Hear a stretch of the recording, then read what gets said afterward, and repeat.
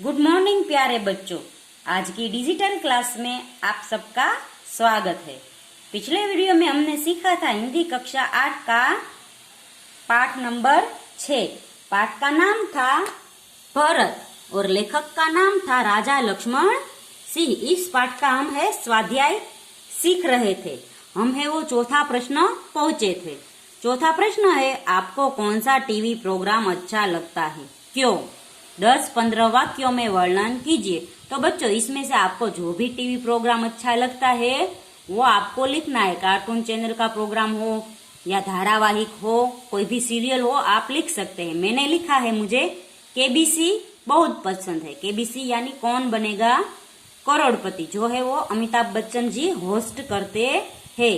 KBC है वो रोज सोम से शुक्र 9 बजे आता है। और केबीसी देखने का मेरा तात्पर्य है कि हमें उसमें से ज्ञान बढ़ता है। अमित जी जो भी प्रश्न पूछते हैं उसके जवाब हमें मिलते हैं और वो है हमारा जनरल नॉलेज बढ़ाता है।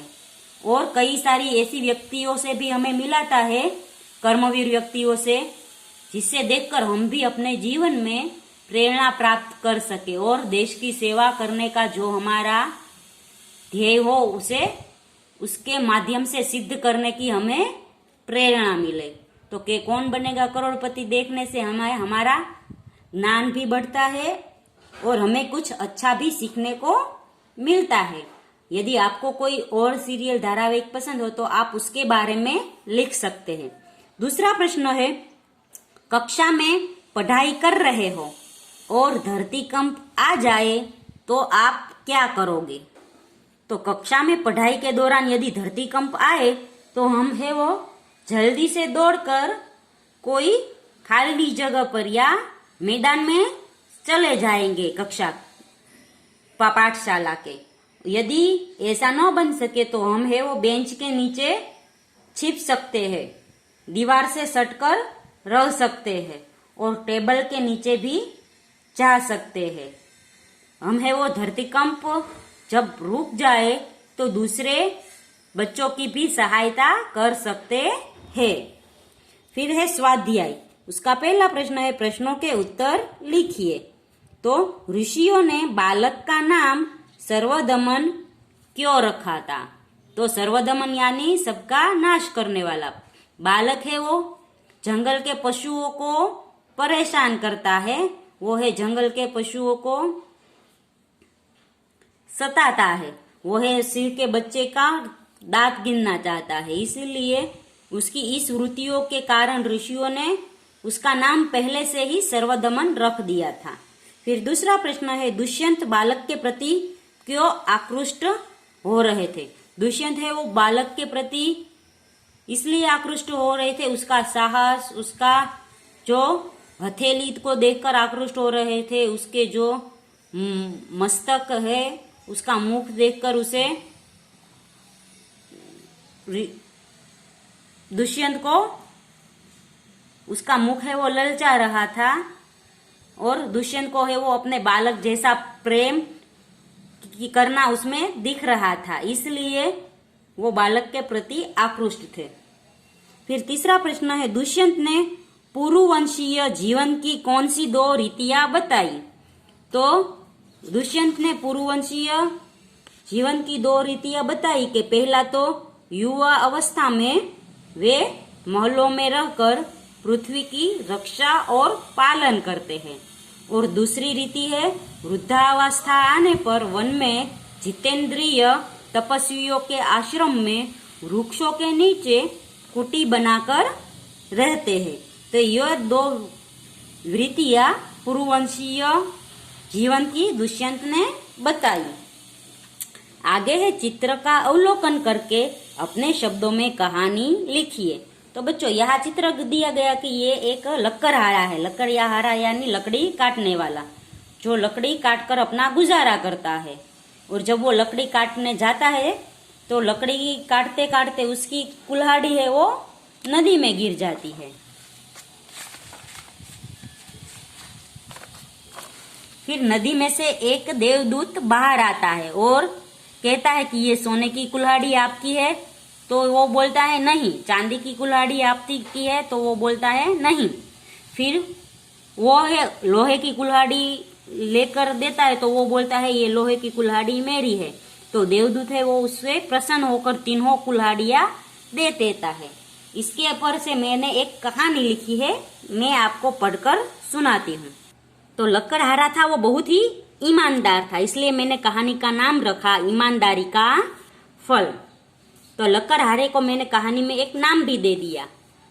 लकड़हारे का नाम क्या था? गोपाल। गोपाल एक गरीब लकड़हारा था। वह रोज जंगल में जाकर लकड़ियां काटता था और शाम को उन्हें बाजार में बेच देता था।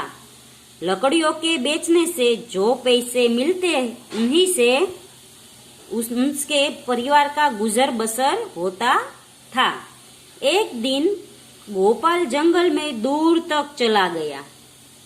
वहां उसकी दृष्टि नदी के किनारे एक बड़े पेड़ पर पड़ी। वह अपनी कुल्हाड़ी लेकर उस पेड़ पर चढ़ गया।